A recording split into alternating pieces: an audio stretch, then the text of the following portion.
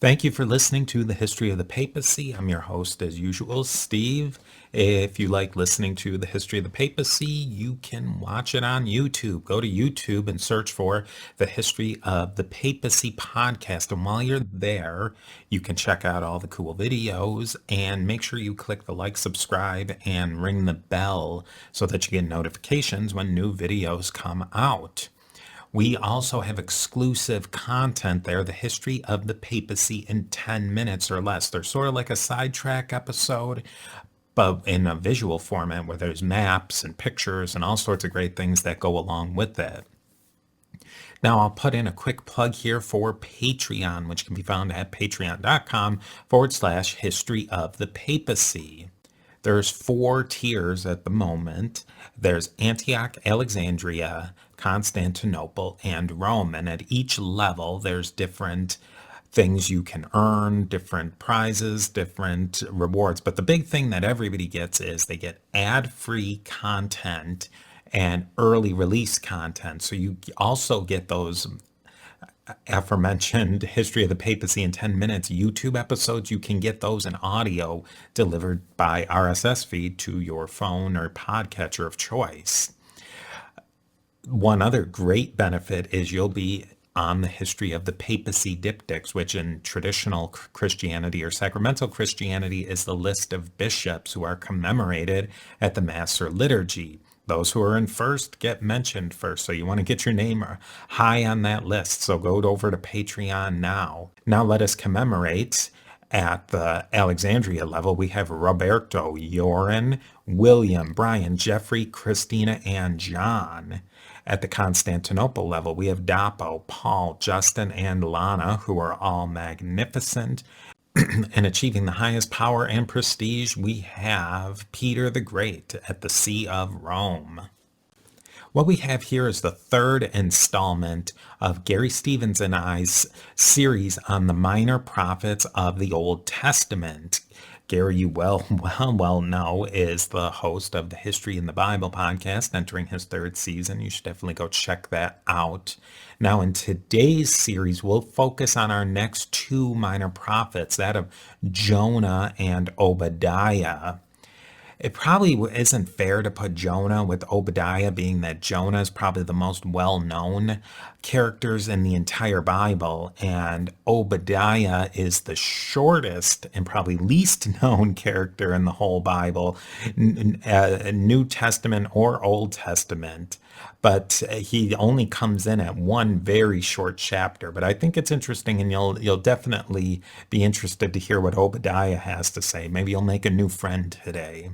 Now, keep in mind, we're going to wrap up this whole series with a Q&A about the prophets and evaluate them based on a completely highly subjective categories that Garry and I came up with. So get your questions and comments and who you think are the best of these 12 minor prophets. So I want to thank everybody for listening. I hope you like the teaser episodes I've been putting out. I'd love to hear some of your feedback on those for sure. And with that, here's another piece of the mosaic of the history of the popes of Rome and Christian Church.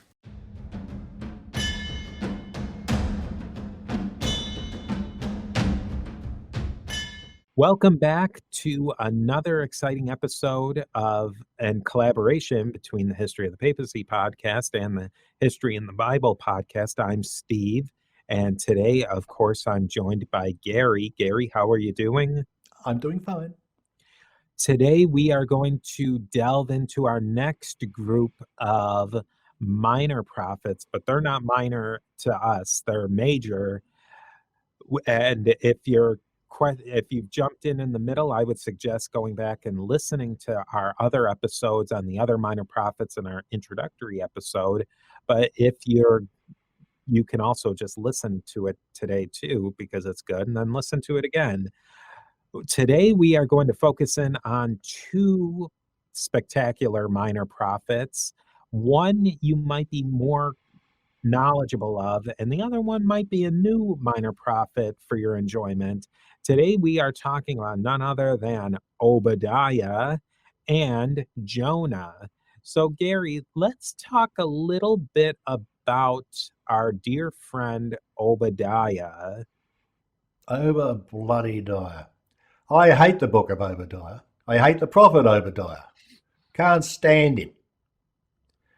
The book is an unrelenting and mercifully short rant against Judah's southern neighbour Edom.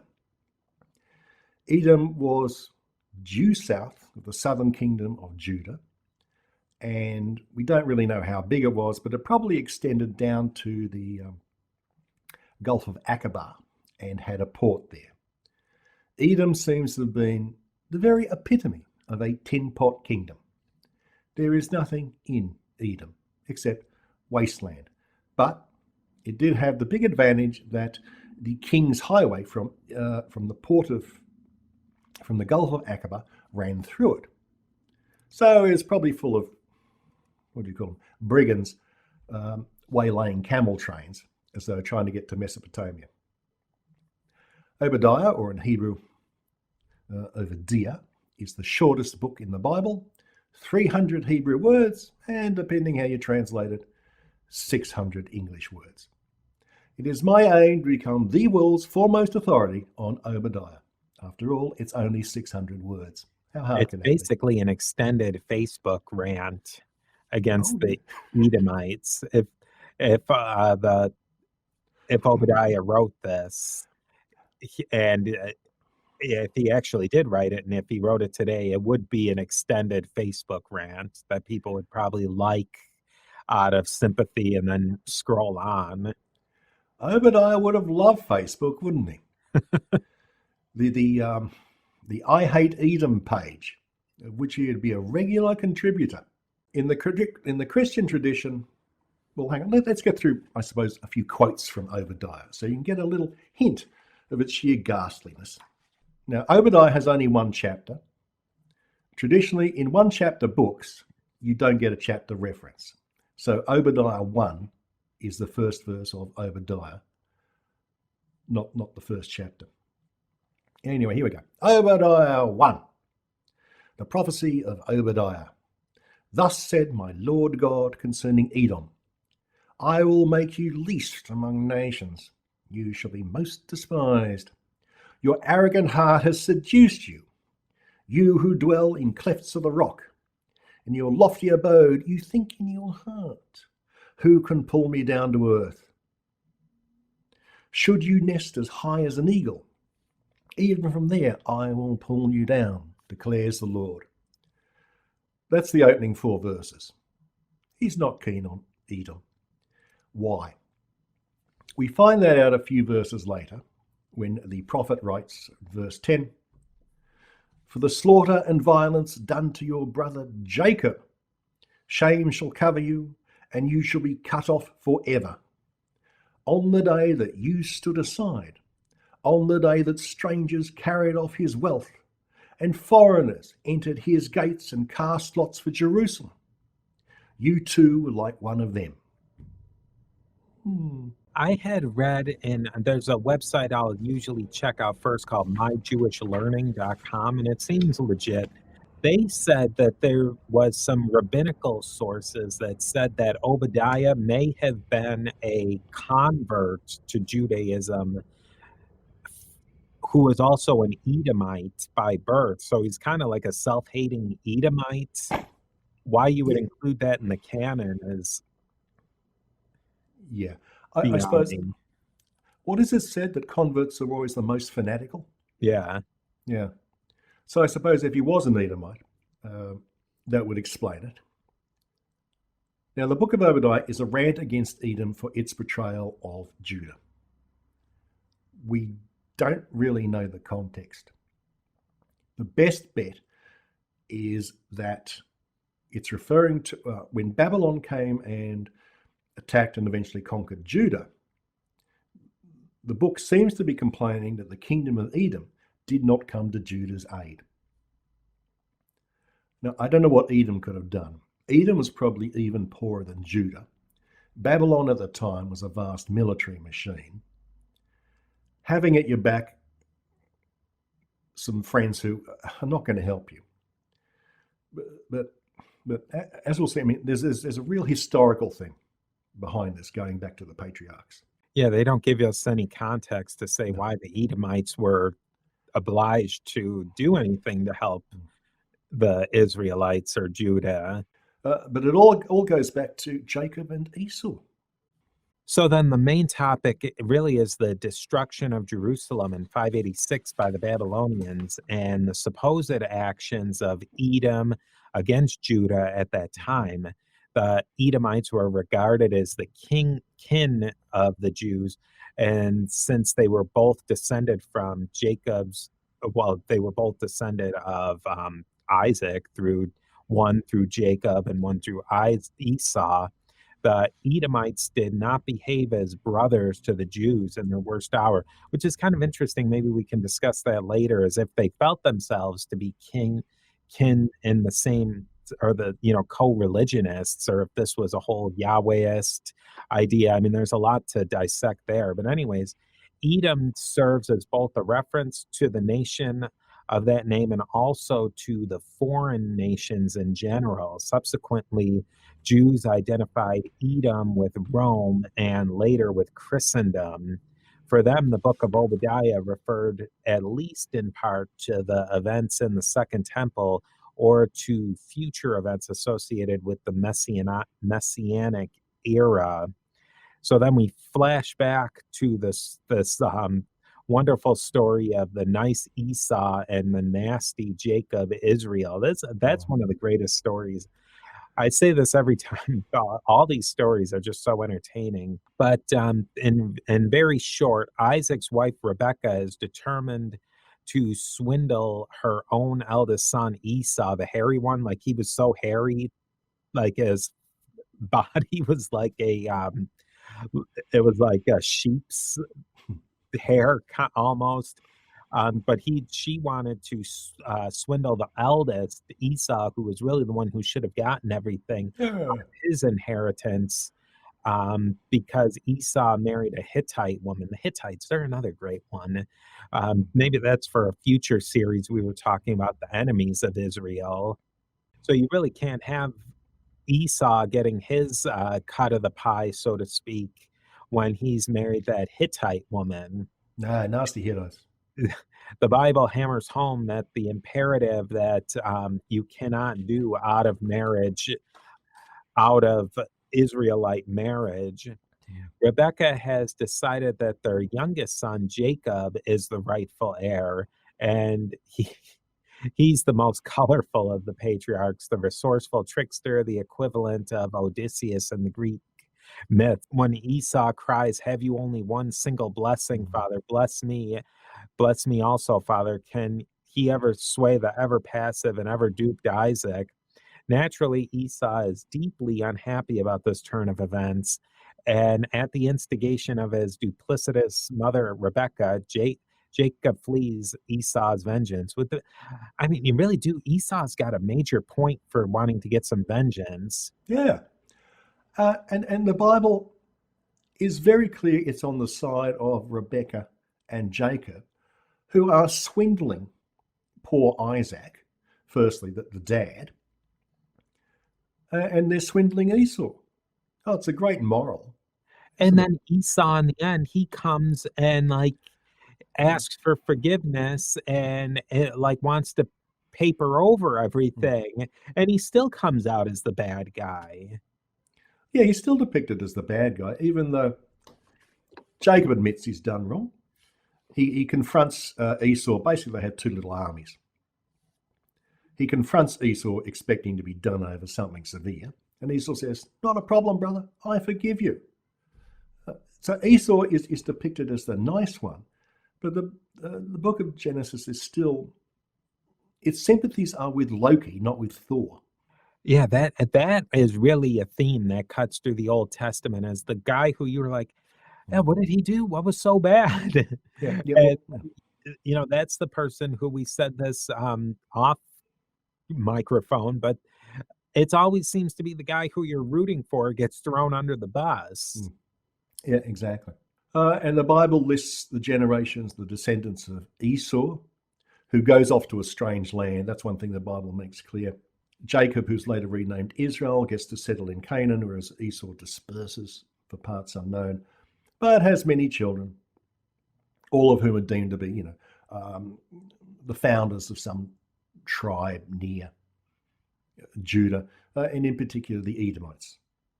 And the descendants of poor old hapless Esau are always depicted by the Judeans as, the enemy, or I suppose it'd be like the Serbs and the Croats. They're really very similar ethnically, but gee, we really don't like you. Yeah, I think that is a good analogy, that all of these groups would have historically been so similar to each other, practiced very similar religious elements, but they're the other. And it was probably smart for the people who had lived in Edom, so to speak, to stay as far away from the Babylonians as they possibly could. Yeah. And actually, you've got a point. Geographically, Edom was as far from Babylon as you could get without being Egypt. And they're in an area where they can protect themselves and hole up in mountain redoubts, where that's something that an army like the Babylonians necessarily wouldn't want to go into. So hey, let these kingdoms to the north deal with it themselves. Yeah. So there was perpetual bad blood between the Judeans and the Edomites. The little kingdom of Edom, we don't have a good history for it at all. There's just names. It seems to have transformed into the area called Idumea in at least Persian or Greek times. Idumea is the Greek word, I suppose, for Edom, or it's a variant of it. Idumea was an independent area since forever. Maybe the Babylonians captured it, conquered it, we don't know. Maybe the Persians did, we don't really know. The Maccabean kings of Israel eventually conquered it because they believed they had some sort of claim to it, I suppose. And they conquered it and converted its inhabitants to Judaism. So it's clear that Idumea, just south of the old kingdom of Judah, was not Jewish, or at least not Jewish enough for the Maccabean kings. King Herod was from Idumea, and that was one of the things held against him through Herod's long and rather crazy reign, that he was an Idumean. He was only half Jewish or semi-Jewish, or, you're a convert, you're not real. So the bad blood between the Jews and Edom/Idumea went on for centuries and centuries and centuries. When Idumea disappeared, I don't know. It was never really a big player. Yeah, and it's interesting. I wonder how different they really were culturally, linguistically, religiously. I mean, they must have been pretty similar. You'd think so. I would have thought it'd probably be on the order of the difference between the Jews and the Samaritans. The Samaritans don't have the same texts, but to an outsider, Jew, Samaritan, you look the same to me. You both worship on the Sabbath. No one else does that. But to Jews and Samaritans, they think, there's a world of difference. So I'll bet it was on that sort of level. Yeah, I think it must have been. Yeah.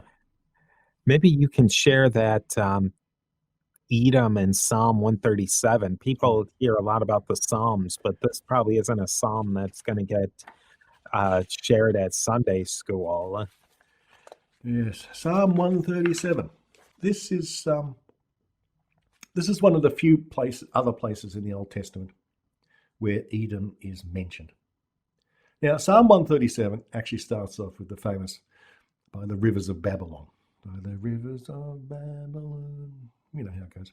Mm-hmm. I discovered the group that did that, was it Boney Maroney? Back in the 70s. They're actually German. Oh, that's interesting. Yeah, so that's weird. Anyway, so Psalm 137. By the rivers of Babylon, there we sat down and there we wept when we remembered Zion. That's the most famous verse from the psalm. What you don't hear are verses 7 to 9. Verses 7 goes, Remember, O Lord, against the Edomites, the day of Jerusalem's fall, how they said, tear it down, down to its foundations. O daughter Babylon, you devastator, happy shall they be who pay you back what you have done to us. Happy shall they be who take your little ones and dash them against the rocks. Yeah, that's verses 7 through 9 somehow didn't get turned into a hippie song in the 60s. No, bashing out babies' brains. Like that famous Turn, Turn, Turn by the Birds. Oh, yeah. From Ecclesiastes, and then by the rivers of Babylon. But somehow, maybe that they didn't, that's verses 7 through 8 of Psalm 137 didn't quite have the ring to them.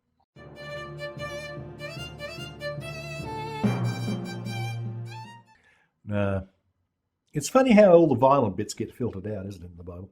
And the Old Testament really is filled with a lot of violent bits. Christians have no interest in Obadiah. It barely appears in lectionary readings. Jews marginally find it more compelling. It appears as only one reading in the annual cycle of the year. So Obadiah is not on anyone's radar, and it is the least popular book cited in the entire Bible, according to Bible Gateway. Yeah, that's that was my big takeaway from Obadiah, and what I saw is that the Catholics don't have much to say about it. It's just basically, oh, yeah, Obadiah, it's in there. Yeah. Let's move on. Yeah, exactly. Let's move on. It's a bit of an embarrassment. Because it's a little weird. Yeah, it's a little weird. Doesn't make a lot of sense. No. But let's move on. I think these two books that we've chosen for today really they mesh well together because they are at opposite ends of the spectrum of how people view it. It's kind of like on the seesaw. Obadiah is way at the bottom, but this book, Jonah, is riding high, and that's the next minor prophet we're going to talk about, the book of Jonah. And I think Jonah, that's really, if you're going to take the Sunday school version, I think most people know at least the first quarter of Jonah very well. Can you give us a short summary of Jonah and maybe give us a little bit of its setting? Yeah. In the book of Jonah, a man called Jonah, who is not said to be the author of the book. So we're not talking about a prophet called Jonah. We're talking about a book whose title is the name of the protagonist, not the author, as opposed to the other prophets. So there's Jonah, and the book doesn't say anything about his background. It doesn't even say he's Jewish. It says nothing about the time, except we know it's in the time of Assyria. God comes to Jonah and tells him, I got a task for you. Oh, I'm on it. Great. What do I got to do? Well, you know Assyria. Yeah, the most feared power in the world. Heard of it. Yeah, I've heard of it. The invincible war machine. Yeah. Well, says God, I want you to go to the capital of Assyria, Nineveh, and I want you to convert them to my ways. Say what? Say what? Jonah is deeply unimpressed. So he immediately does what any sane person would do and runs in the opposite direction to Assyria. He heads for the Mediterranean coast. And there he sets sail on a ship for Tarshish. I've forgotten where Tarshish is. I saw that Tarshish could be a couple of different places. It could be Carthage. It could be, there's some scholarship that says it could be in Spain. Spain? Yeah. My take is that Tarshish was probably a metaphor for saying that he's going to go as far away as he could. Yeah. Now, this is the only part of the story that most people know. He's on board the boat, and a furious storm arises. Now, and they're all going, oh, man, how do we get out of this storm? We must have really done something wrong. And the mariners and Jonah are debating, what should we do? And then they all become extraordinarily moral, because they're saying, well, one of us should sacrifice himself to the sea gods in order to save ourselves.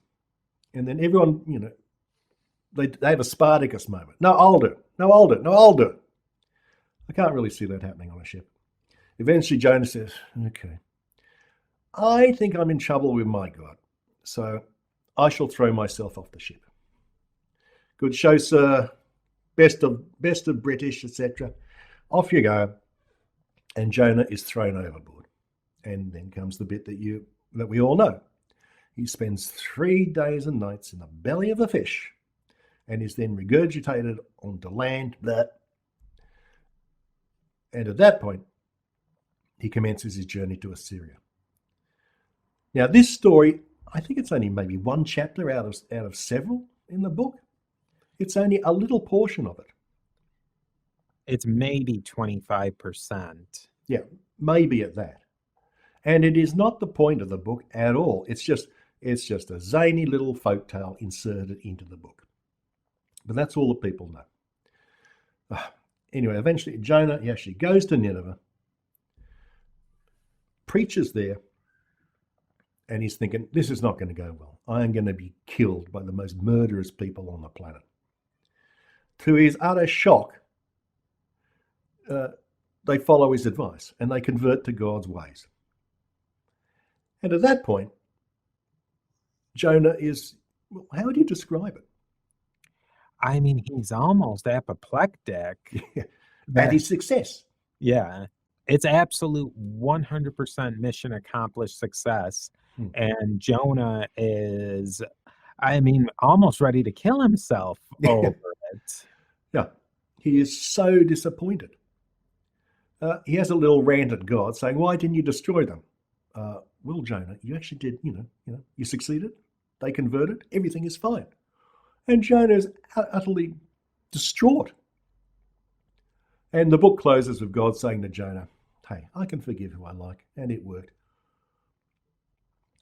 And the book is not clear on the psychology of Jonah, exactly why he has this vast depression. It's almost like the exact opposite of the God of the Old Testament. He's like, I'm trying to be merciful here, guys. Come on, give me a break, Jonah. Yeah. I said I was going to be merciful. I told you I was a merciful God, and then that's what I'm doing here. Yeah. Some take the book as saying that it's making a point that God is concerned with the whole world, not just with Israel. I'm not sure how you can get that point because the book doesn't actually mention Israel or Jews or anything. But the book, well, you're not keen on it, are you? I think it's a really bizarre book. I can't imagine the motivation of the writer. I think that the beginning 25%, I'm almost guaranteed in my mind that the author saw basking sharks have a gigantic mouth that looks like it could suck up a person. And I mean, I think they have had where like scuba divers have gotten sucked in and able to work themselves out. But I think that first part of the book was a complete fantasy by the author of just like something cool that he saw, and he wanted to write it down and include it in his narrative.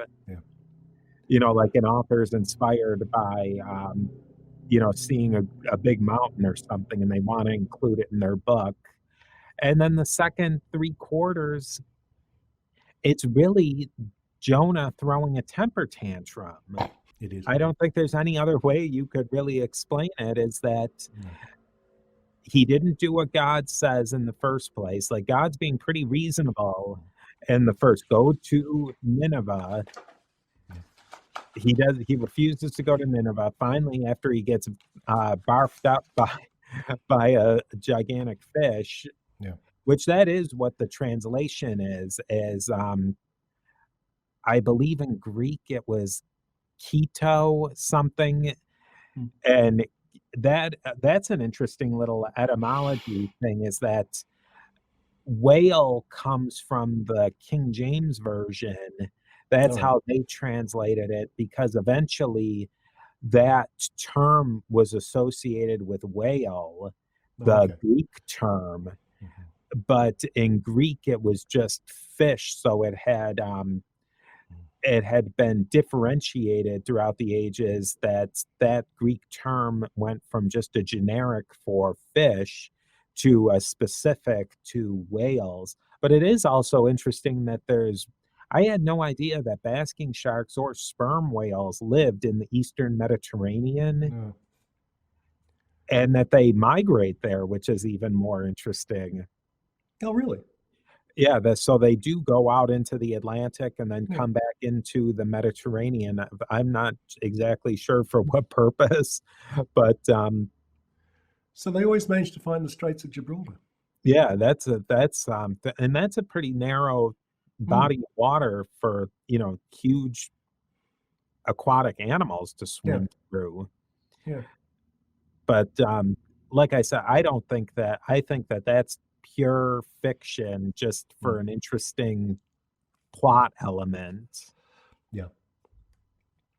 See, I find it the funniest book in the Bible because it's just a hoot that Jonah It's so runs away. strange. Yeah, runs away, comes back. Yeah. And in fact, it is the only funny book I can think of. The Bible, in my reading, is not packed with jokes, either the Old or New Testaments. No, it's definitely not a jokey. No, it's not jokey. It's not satirical. There's not much irony in it. But Jonah, to me, it has a lightness of touch and a levity, which you don't find anywhere else. So I like it for that. Especially in the as they go on into the narrative, that Mm. last quarter where Jonah he's gonna lay down and die, Yeah. and God plants that tree over him Yeah. to shade him, and then Jonah wants it to die. I think Yeah. he's still, and I think that's probably the part where maybe the Christians, and I don't know so much the Jews, but I don't know if that's what we're supposed to get out of it, but you gotta back off, Jonah. God keeps trying, like, throwing you a rope, like, "Come Mm. on, get with the program here. I've done everything that I'm gonna say I'm gonna do," and you're still, like, rejecting what he has to say at every Yeah. single step. And they don't that's the thing that I think is bizarre about the book, is they never solve that. Mm. They never tell us what we're supposed to think about that. I think that's the Yeah. natural inference Yeah. that you would draw out of that, is that Jonah, for some reason, is never taking what he's never absorbing the message that God's trying to Mm. give to him, and they never tell us what we're supposed to take out of that. Yeah. I mean, God is uncharacteristically reasonable in this book, isn't he? Yeah, Yeah. totally reasonable. Yeah, totally reasonable. He doesn't threaten anyone. He forgives instantly. It's sort of like, oh, Jonah, not again, as opposed to, you know, thunder and lightning and threats. So I think that contributes to its lightness, since God in a lot of the other books is full of death, doom, and destruction for anyone that disobeys him. Now, in the Christian tradition, Jonah only pops up really his time in the fish, whale, whatever.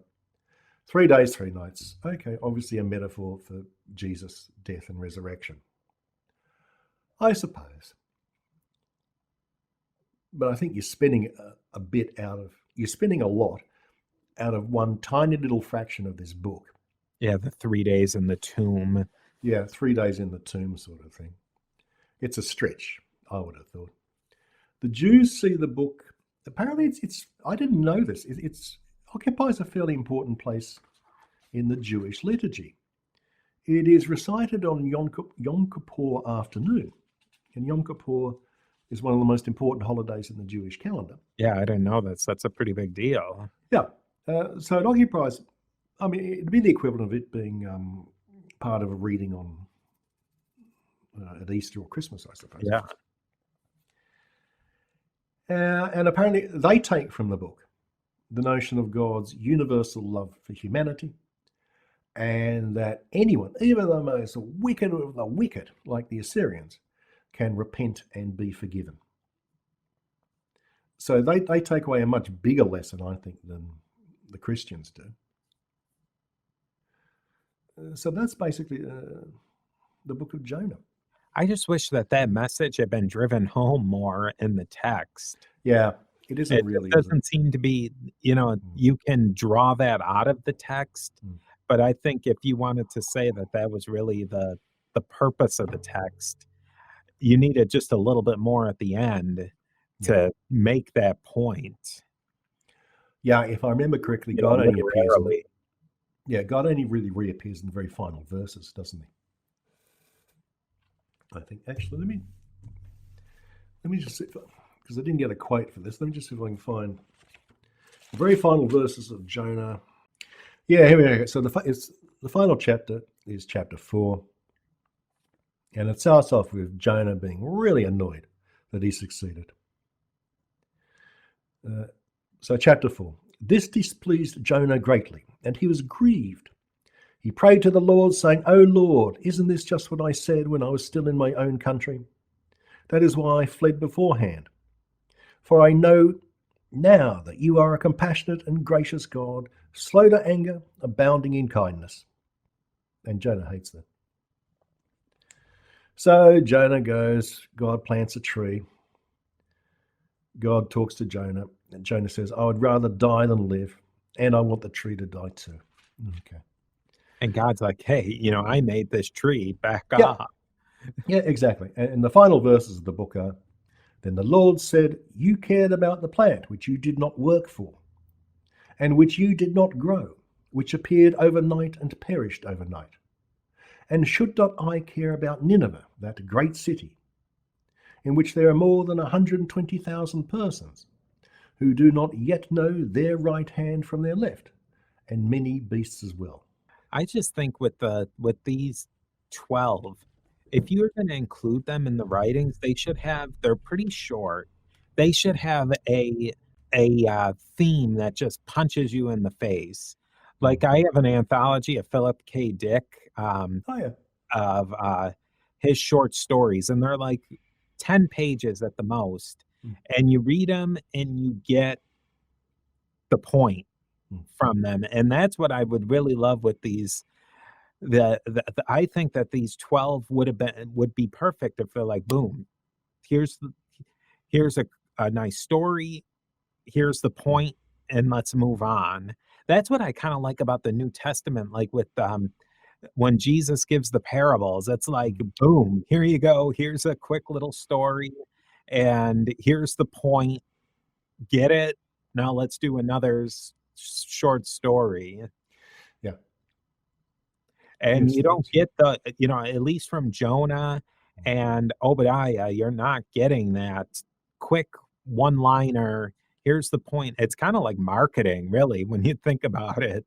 Like and they have not marketed them well with at least these two guys from the 12. Yeah, that's true. Yeah, in both of them, you're left wondering, well, okay. Well, yeah, what was the point of that? Or why are you in the Bible? They're both fun stories, but I don't see what they really get to the point to a canon. No. And actually, that's one of the mysteries. We have no idea why the 12 exist. We have no idea who put them there, who decided that they're just there. Our next two will be Micah and Nahum, and maybe we'll get to Habakkuk in that one. Habakkuk is really interesting. I'm sure we'll get into the next one. There was actually in World War II a project to make a gigantic floating island out of ice that they could use as an aircraft carrier, and they called it the Habakkuk. I remember that. There was a British project, wasn't it, or something, or a Yeah, joint British-American project, and they were going to fill it with sawdust and ice or something. yeah, they would Oh, freeze the sawdust and yeah, ice and make it almost like a modular thing, because when sawdust and ice come together, for some reason, it doesn't thaw right, at the same way that just plain old yeah, ice does. right. Why did they call it Habakkuk? I don't remember, but I think in my research, we will. Well, I read that probably at this point in 2020 when we recorded this. I think it probably was in 2008. Mm. So, like I've always said, I have a hard enough time remembering what I ate for dinner last night. So, Yeah. why they named that ship Habakkuk, but that's something we will definitely get into the next time. Oh, A it'd be very fascinating. bizarre reference. It is a Somebody very bizarre paying reference. attention. Either someone's paying attention or is meant as an incredibly deceptive name. You know, let's call it Operation Lily Blossom. Or that's a very impressive name, Habakkuk. It is an impressive name. Even more impressive because 99% of followers of the Bible would have no idea what Habakkuk is about. Yeah, really. I mean, in the top of those 12, I would say there's really maybe three, maybe that are really household names, maybe four. Which ones? I would say if I were to Jonah, Mm. maybe Zechariah, and maybe those two. Maybe I'll whittle down to two. um, They should. uh, Our job is going to make all 12 of them household names. fighting against 2,000 years of tradition. We've got quite a task. Of all the people who are listening to these podcasts, they'll become household names. We put Daniel on the map. Yes, we did. Everyone had ignored that for 2,000 Yeah. years And until we brought it back. now Daniel's a household name. Yeah, that's right. Now Daniel's a household name. Or at least hopefully people know more about Daniel than just Daniel in the Lion's Den. Yeah, I think that and some future series that we have cooked up, I think that there will be plenty of history in the Bible and history of the papacy collaborations for many years to come, because there's so much to mine out of this Old Testament, and we really haven't even scratched the New very much. Oh, no, we haven't. That's a good point. But if you're keeping up with the History in the Bible podcast, he's definitely getting into the New. Yeah, and soon to leave it.